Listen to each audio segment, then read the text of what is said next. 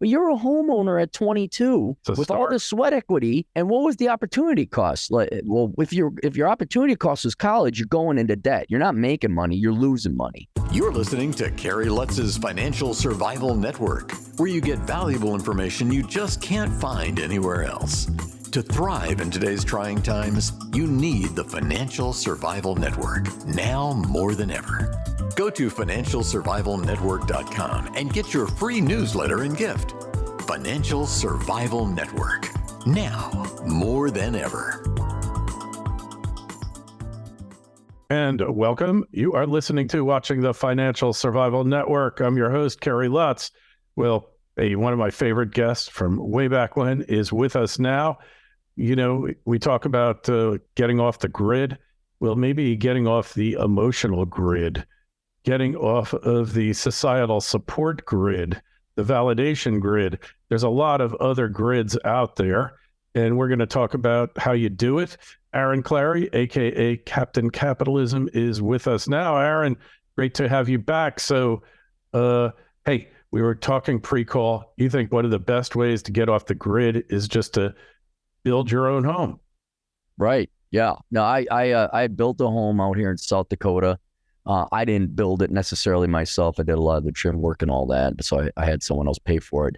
But because the tradesmen are of such poor quality, not just here in South Dakota, but generally the nation, a lot of people I know are having to do a lot of their own carpentry and home repairs and things like that. And I am no Bob Villa or Tim the Tool Man Taylor or anything like that, but it dawned on me as an economist that at least in the beginning, I mean, if you go back into your younger days when we were in college and things, we did not have the finest of lodging. We were not living in a 5-bedroom, 3-bathroom McMansion.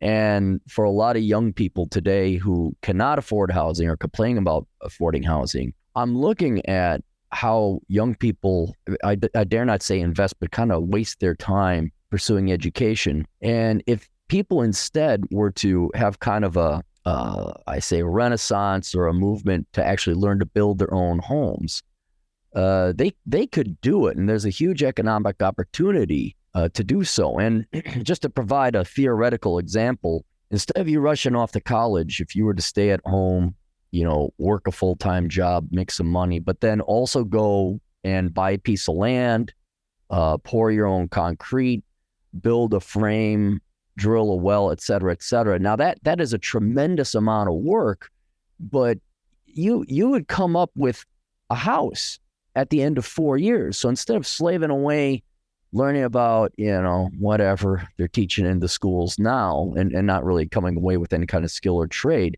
the education system, and I'd even say the labor market, is so inefficient that the best opportunity young people have today is to just go and build their own homes. Now, I'm sure there's plenty of programs out there how to build your own homes. Sure. There's also like prefab homes and things like that.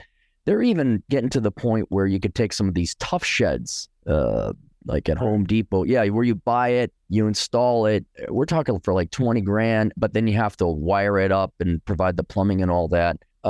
It's an opportunity a lot of people aren't thinking about or seeing because we just, you know, got horse blinders on. Everyone has to go to college. But you could very quickly, you know, the cost of land might be your largest expense depending on how much land you buy. But for young people today who want to actually own a piece of the American dream, it's more possible. It's much more possible than you think, especially doing this backdoor way if you think about it unconventionally. And so like it kind of Venn diagrams or flows into like going off grid independent living and stuff like that. But the biggest hurdle there is getting off of the thought process where, oh yeah, we all have to go to college. I got to get a degree. I got to go work a job. It's like, no. The institutions of education and employment, especially with all this woke BS where it's like, it's no longer meritocratic. A lot of people, I think, if younger generations are willing to listen to this, or maybe slightly older generations, like I really want a home. I think the opportunity is there, a hidden diamond in the rough, to actually go and physically build your own home. And it would drastically improve people's standards of living here in the United States, no matter what the current housing market or job market happens to be today. For sure. And Hey, I got to tell you, like I'm the kind of person, the first thing I do is call a plumber, whatever, and then have them fix stuff. But then, I had a toilet and it had a thing called a phantom flush, where the toilet's minding its own business and then it just randomly flushes because that thing called the flapper leaks. So I said, well, how hard can it be to fix that? So I go watch a couple of YouTube videos. I go run down to Home Depot, buy these flappers. I said, not only am I going to change it in that toilet, I'm going to change all of my toilets. And I bring it back. Of course, it said universal, wasn't universal, is the wrong size. To go back to Home Depot, trade that in, get the other ones. And I come back and, I missed the part on the video where it said, turn off your water before you attempt this. And there's a hose that goes into the float. I knock that hose off. Everything gets sprayed down. I am soaking wet, cursing, screaming. I shut off the water, get the hose back in, fix the flapper, worked perfectly. Phantom flush went away. All right. So I paid a little bit more in lessons and a life experience on that one. And I go and I change the rest of them and they work perfectly. My point is, that just about every household operation, repair that you want to do, you can figure out. And even if you don't want to be the lead on it, if you find a handyman and you assist them, it's still going to cost you less. And you'll be able to tell from that video that the job is being done correctly in most cases. And there's also like this cottage industry where I think a lot of people are intimidated with, well, I don't know how to do wiring. I don't know how to do plumbing. And those are the two main ones you might want to outsource. But there's a cottage industry of people like building cabins. A colleague of mine who's not too far away from you, that's what she is. She's just this little woman. She's just this little spitfire, 5 foot nothing. And she builds lodging. Now, it's not the fanciest. It's not 5 stories and it's not, 3,800 square feet. But you can live in it. And going forward, especially for younger people, you're not married, you don't have kids. Half of you are forecasted not to get married or have kids. Right. And since there's going to be such a high population of single people, I would strongly recommend, especially with the advent of YouTube and self-instruction, you'd be surprised with some effort and work and practice, how much you could actually build and save. And for example, a lot of people are like, well, I don't know the first thing about foundations. Well, there's ways you can have footings or pilings or whatever they're called, and then you have your house isn't sitting on, you don't dig a hole, you don't dig a basement, you don't put a slab down, but you put pilings down first and it's on a frame. So there's a lot of cheaper, faster, it's actually just a fascinating world, and there's a lot to learn. But if you just pick up a medium amount of skills, you should be able to do, I'd say, probably about half the work. The main hurdle is going to be ordinances where, okay, you're in a city. No, you just can't build some random little hut. You can't go buy a framed hut over at Menards and put it on this piece of property. So it's going to result in, you're going to have to move. You're going to have to go to states where you're allowed to actually do what you want with your property. But it's an opportunity and an option a lot of people have that I don't think they realize that they do have. It's a great point. And it can so lessen the cost of homeownership that, you build your house for maybe save 25%. In many cases, that could be your down payment on a home. Oh, easily. And if you could combine this with a little creative finance, with a little rent to own, and you actually do the improvements as you're paying down money every month, a portion of your rent goes to the down payment. By the time you go to buy that house and you get the appraisal, it can be worth way more than you ever thought. You could actually take money out of it in a refinance or in your initial finance. Right. Well, and consider this. I mean, I know this is an ideal world I'm talking about, require parents like actually parent and parent on a far end of a spectrum, like have the foresight to see this. But imagine you're 18, you graduate from high school, and then you and your old man like, okay, look, we're going to buy this piece of property. and we're going to work on it every night, every weekend for the next 4 years. So while your colleagues and student friends were, going to college and learning whatever, at the end of 4 years, here you are 22, you own a home probably with at least half the equity. It's not the nicest home, but you're a homeowner at 22 with all the sweat equity. And what was the opportunity cost? Well, if your opportunity cost is college, you're going into debt. You're not making money, you're losing money.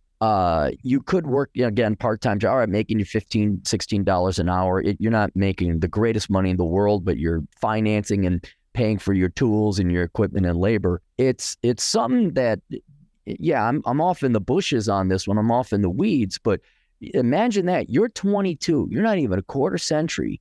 You're a homeowner. You got your little hut. It's a 1-bedroom, 1-bathroom, very simple. You're not going to impress women. It's just, you may not have a 6-car garage, but you do have lodging. And from there on out, you're not paying rent. You're not paying a lot of interest on a huge, $400,000 mortgage. You're not complaining and paying the rest of it. You can't afford housing. So we don't have to listen to that. And then over time, it's really the land value that's really going to go up. Over time, okay, maybe you do find someone. Maybe you do fall in love. Maybe you do want to start a family. Well, now you have this piece of property that you could sell or even rent out your little hut or whatever. And now you could maybe build a sizable home for a family. But again, and this, Kerry, it's going to have an effect on housing going down the road. With half the population not getting married or having kids, in theory, that house could last you forever, because it's just going to be you. So with half the Americans forecast to be single forever, I think that, now already existing would be condos, which is another simpler way to do it. But for those of you, one of the main problems, people are like, there's not enough housing. You're right. The financial crisis wiped out a lot of contractors and tradesmen. We've been promoting people to go to major in fluffy bunny studies. And so there hasn't been an increase of the amount of tradesmen. There is a deficit of housing based on the number of people. It's going to take at least a decade to train another generation of tradesmen, tradeswomen to come in and do it. And on top of it, that ain't going to happen. You're all going to keep majoring in English or journalism or political science. So the increase of supply of housing is not coming. It's just not. So why not take matters into your own hand and be like old school people used to be and build your own home? And it's, going back to the past is the way I think to do it going forward. Yeah, this is the way they used to do things once upon a time here, Aaron. Mm-hmm. And, like you say, you're up your basis. This is what we call sweat equity. Mm-hmm. And literally it's a sweaty job. But the other thing is you might actually have marketable skills after you complete your own house, and people might pay you to do the same for them. You'll be a skilled general contractor effectively. And in an average job, the general contractor could take anywhere from 10 to 25% of the total price of the job just in terms of profit. Mm-hmm. Well, there's all, and you're 100% correct, because this would be almost like going to college, but you're teaching yourself.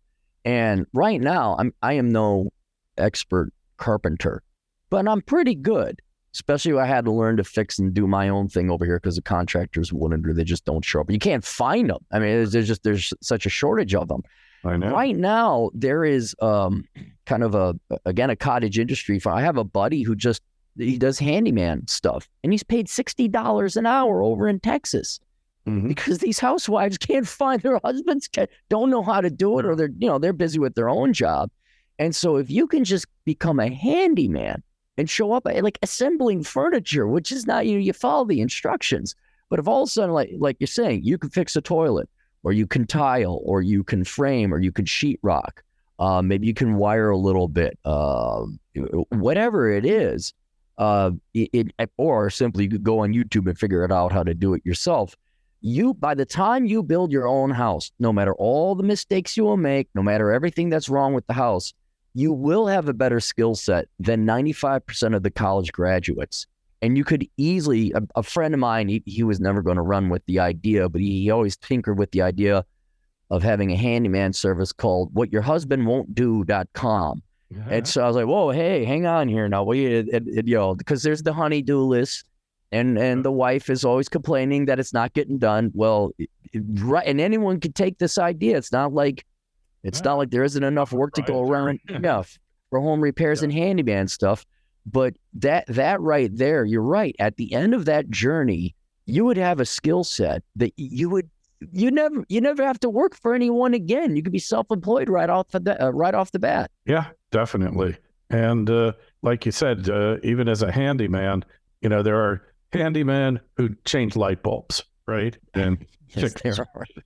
And then there are handymen who actually can do some demo and renovate a bathroom, do some work on kitchens, things like that. So it really, you keep building your skill level, you'll be more valuable. And then, you can take these wrecks, these, flips that are in horrendous condition, and you can make them beautiful. Just knowing how to delegate and how to actually get stuff priced.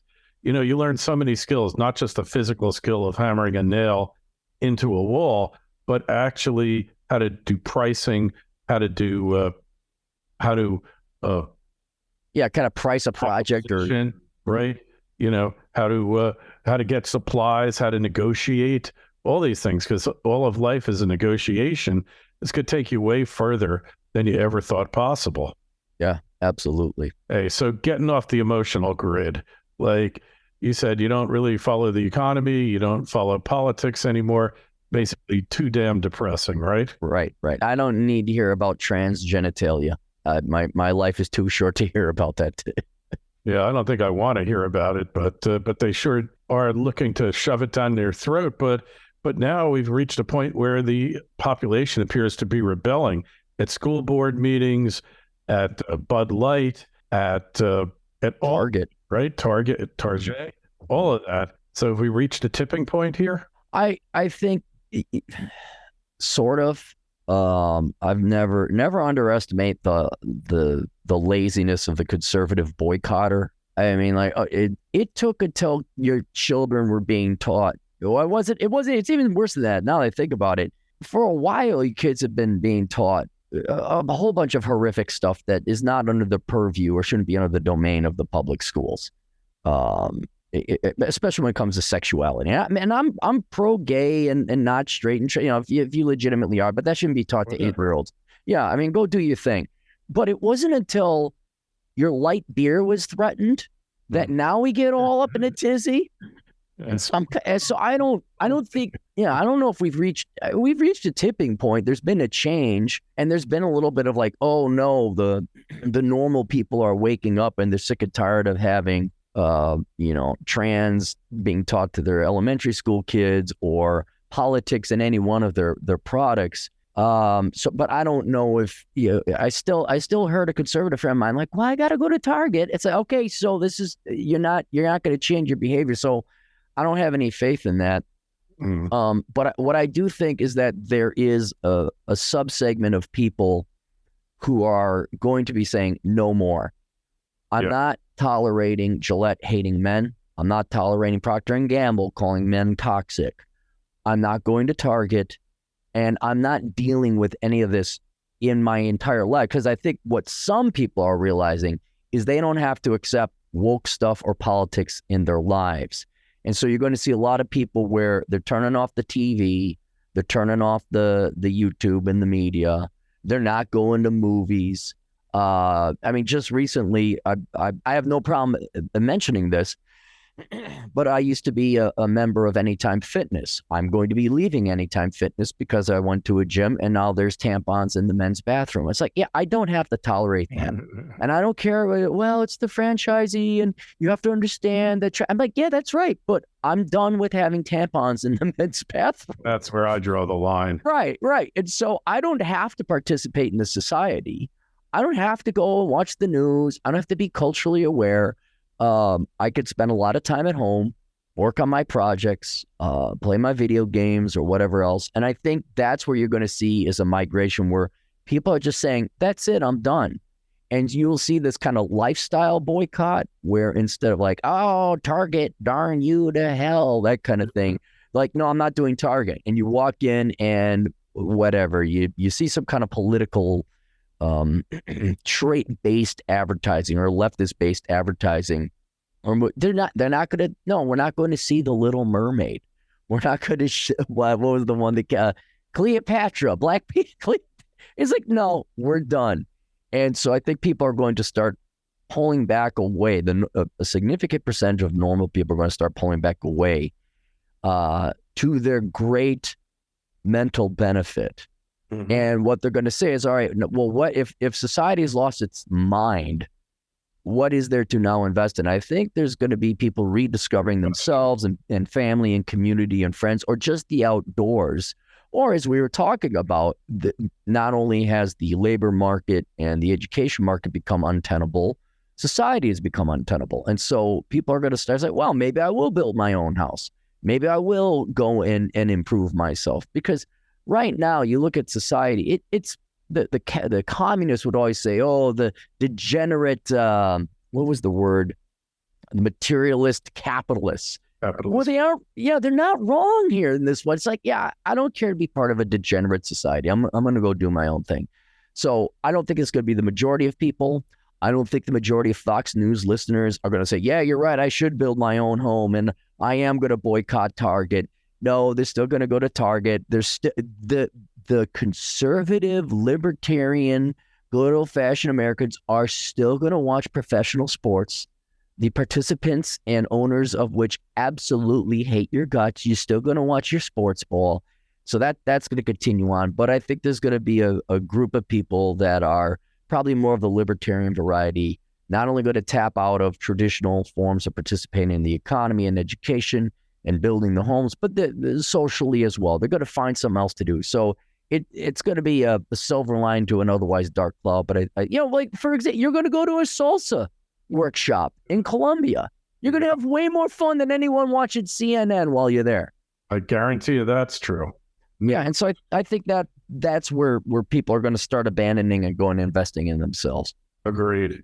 All right, so Aaron, any books in the offing? No, because I'm having fun. I try to do a project a year. Mostly that's a book, but this time I put together a course. It's called The Dad You Never Had. That was my latest project. That's on Teachable. So we got a lot of guys and gals didn't have dads, or the dad wasn't around, or the dad doesn't know how to fix a toilet bowl. So that course is on Teachable. It's 12 hours long. It's quite thorough. But that's the latest project I had. But I am going to be coming up with my next book will be based on sexual economics. I don't want to give away that's the general topics. It's going to be talking about the economics through the lens of the sexes, not sex, but the sexes. But that one is not going to be till 2024 because once my house is done with my little projects I got going on here, I'm riding motorcycles. I'm playing poker. All right. I'm going to go hike in the Black Hills. So yeah, you won't see me doing too much real work the next couple months. All right. We still find you over at Capitalism.blog. Blogspot. Yeah, you can find me at the blog. The blog is kind of dormant. I haven't really written much. Everyone's been moving to podcasting and YouTube. So I guess more modernly, go to my YouTube channel. Just search Aaron Clary. You'll find me there. And that's kind of where most of my new material is. All right. Well, we will put the link to your YouTube channel in the show notes to this interview on financialsurvivalnetwork.com. We always wish you the best. Love talking to you. One of these days, I'm hoping that I will see a new book out of you. I loved your books. They were literally a chuckle a page, laughed hysterically throughout, just totally fun. And hey, one day we'll get together, do another event. Appreciate you coming on. If you've got a question for Aaron or myself, kl@kerrylutz.com is the email address. Write your comments on the YouTube channel below. Aaron, always a pleasure. Talk to you. Thanks, Gary. Thanks for listening to Kerry Lutz's Financial Survival Network, your solution to today's trying times. For the latest, go to financialsurvivalnetwork.com. Financial Survival Network, now more than ever.